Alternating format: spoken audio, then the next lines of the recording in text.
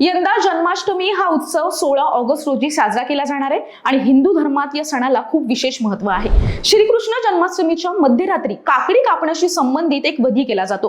मात्र रात्री 12 वाजता काकडी का कापली जाते हे तुम्हाला माहिती आहे का? तर धार्मिक मान्यतेनुसार काकडी ही गर्भाशयाशी संबंधित आहे। जन्माष्टमीच्या पूजेला काकडी माता देवकीच्या गर्भाशयाचं प्रतीक म्हणून ठेवली जाते। काकडी कापून असं प्रतिकात्मक दृश्य दाखवलं जातं की जणू काकडीपासून बाळकृष्ण जन्माला येतोय।